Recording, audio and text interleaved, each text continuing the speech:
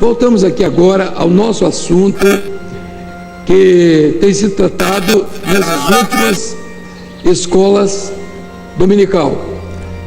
Lembramos que o período do mês passado estava relacionado com o período da reforma religiosa do século XVI, onde vimos as teses defendidas por Lutero, que serviram de base para a igreja chamada protestante.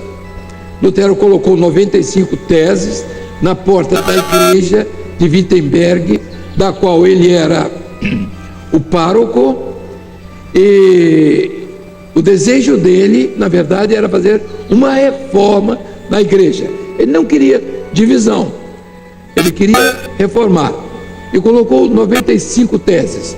Mas o que foi importante para o protestantismo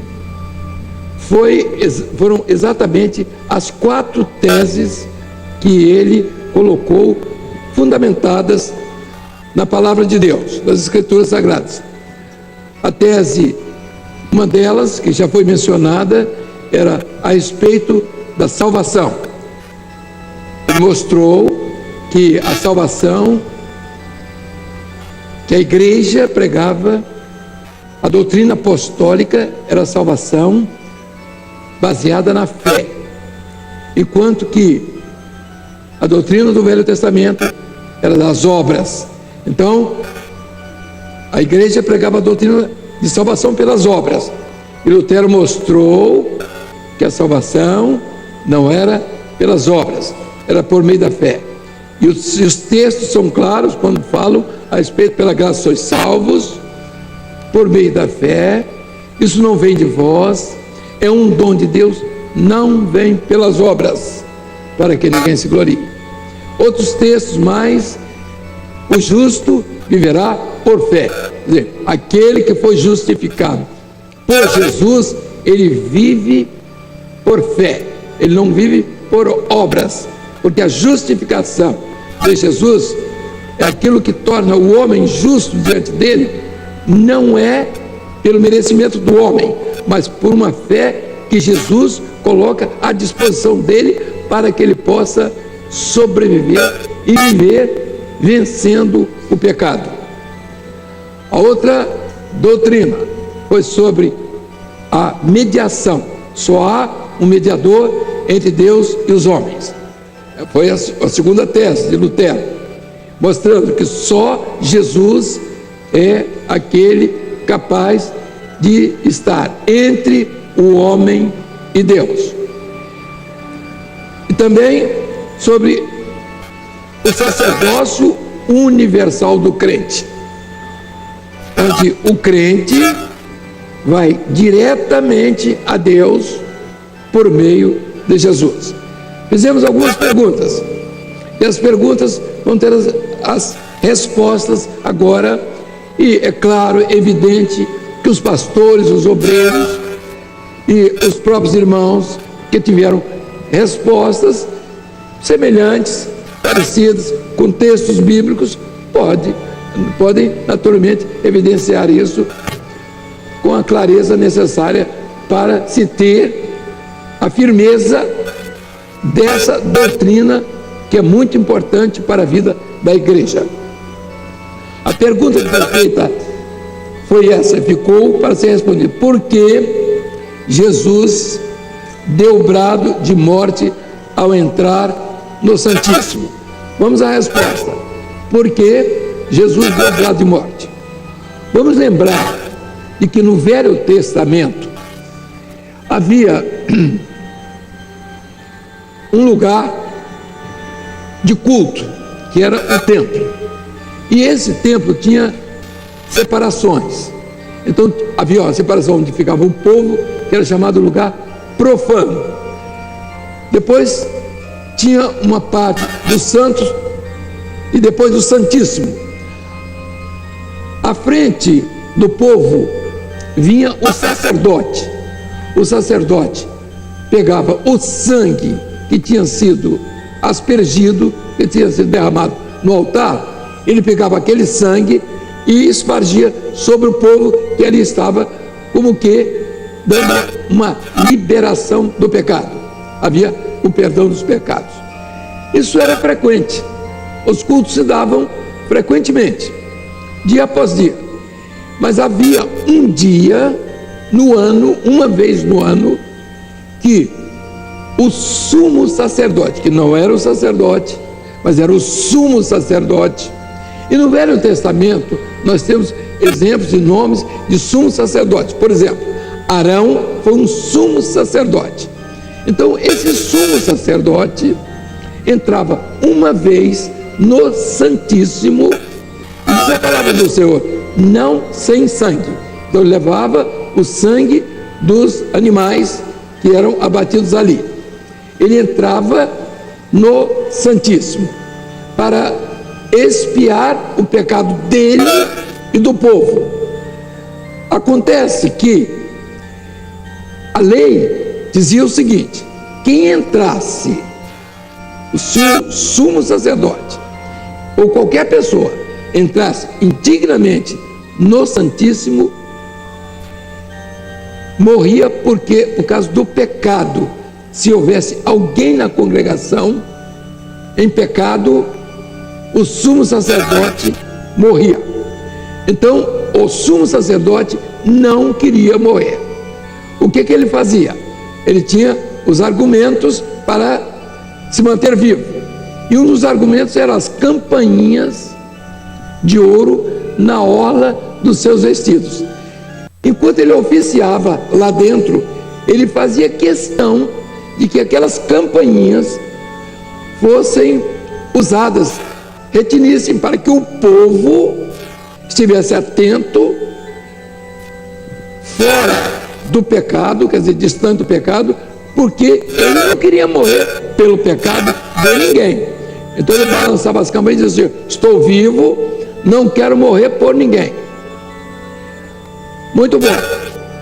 Quando Jesus foi ao Calvário, ele deu um grito, um brado de dor, mas principalmente de morte, porque ele entrou no Santíssimo, o que ninguém tinha conseguido.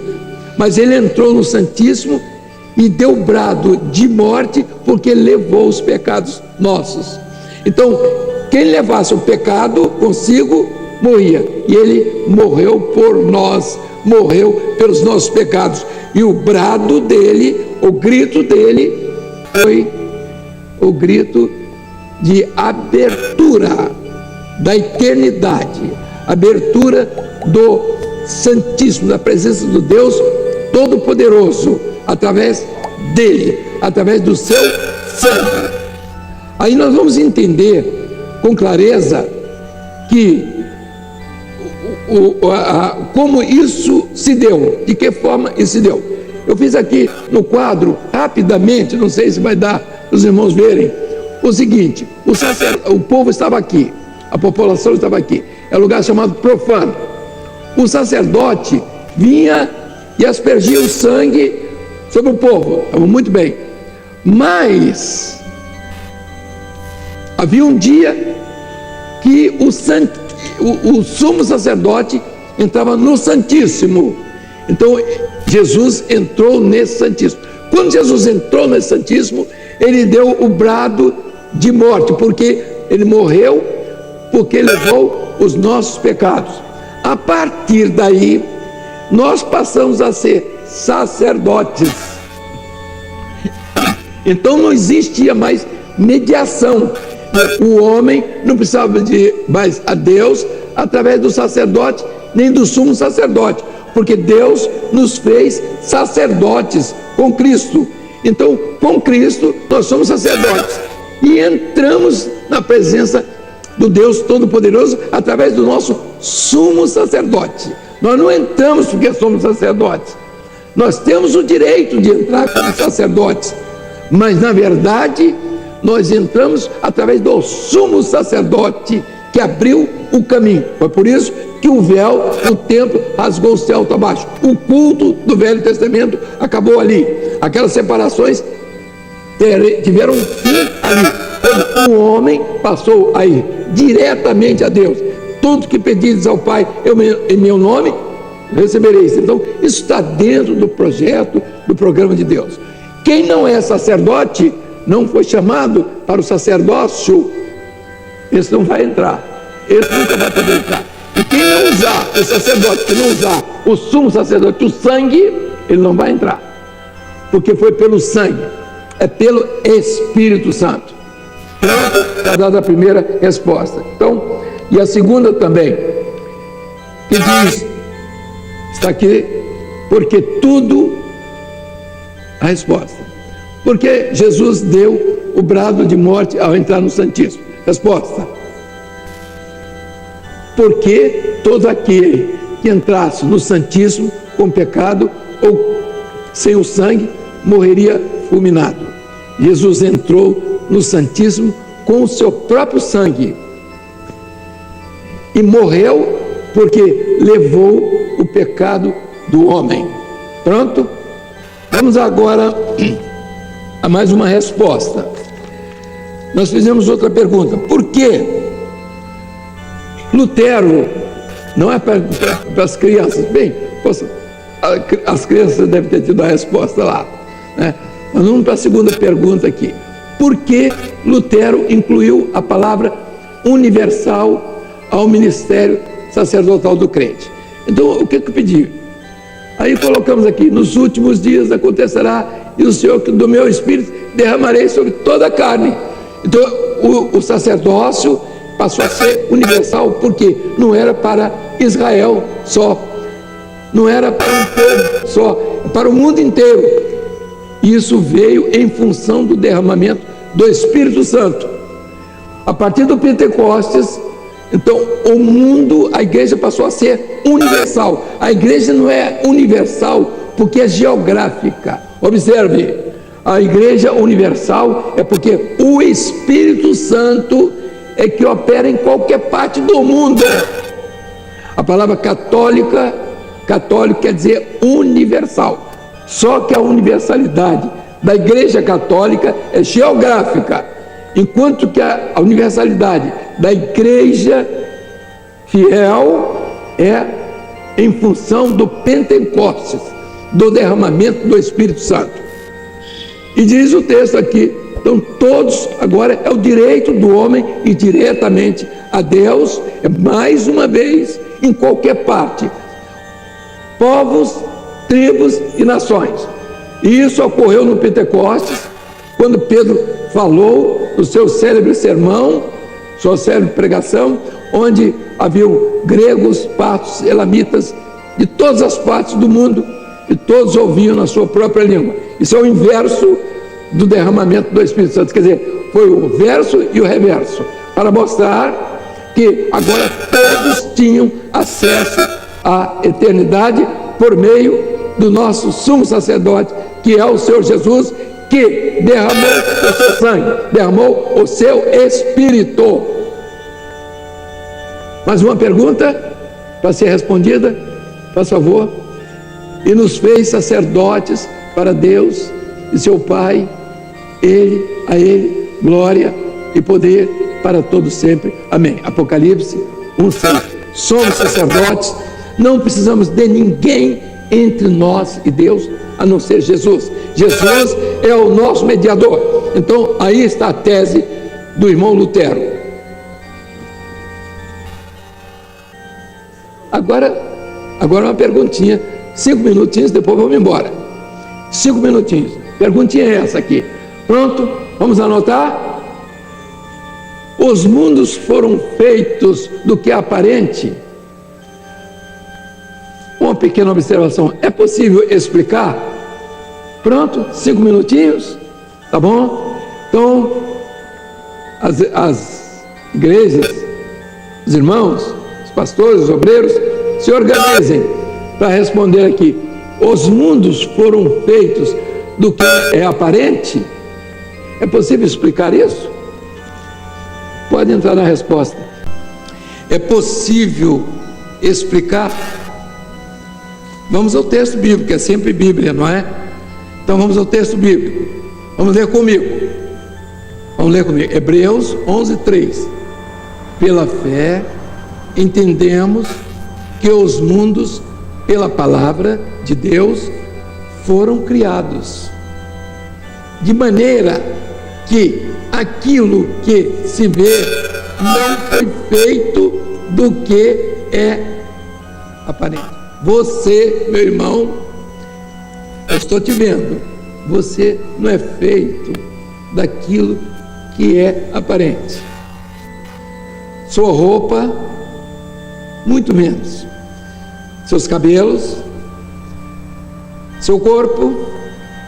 Então, a partir daí, você vai entender que há um mistério, no mistério da criação.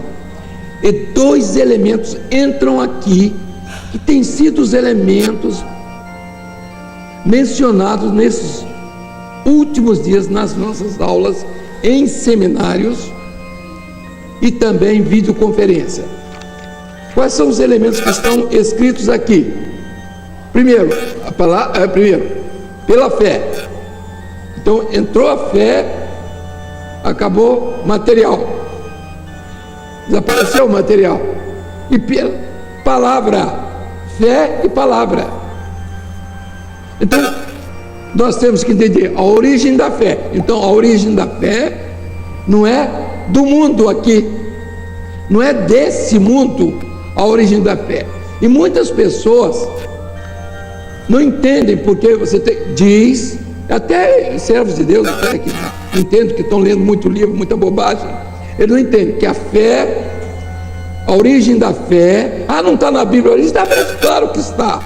A origem da fé, ela pode ser do adversário, ela pode ser da carne, ela pode ser do mundo, ela pode ser do livre. Então nós colocamos em dois aspectos: a origem da fé, que vem do homem, da obra chamada criadora, do homem, é da mente do homem, repito, é do homem. Não precisa se preocupar se está na Bíblia, se não está, se a fé é da obra criadora, é do homem. Essa fé não tem valor nenhum, porque essa fé é daquilo que você está vendo, é do aparente, é de você, da sua mente, da sua orelha, da sua cabeça, do seu corpo, é disso. Então essa fé não é a que criou o mundo. E outra coisa mais, a fé que criou o mundo é da obra redentora, passa pela Trindade, pelo Pai, quando elege, pelo Filho, quando chama, e pelo Espírito Santo, quando santifica, quando tira da cabeça das pessoas de que eles não sabem cosíssima nenhuma, mesmo lendo livros, para querer enfrentar uma verdade espiritual que está marcada pelo poder do sangue de Jesus. Não entre nisso, viu, meu irmão? Quem quiser ficar com essas conversas, que fique. Saiba que a sua fé está dentro de um mistério.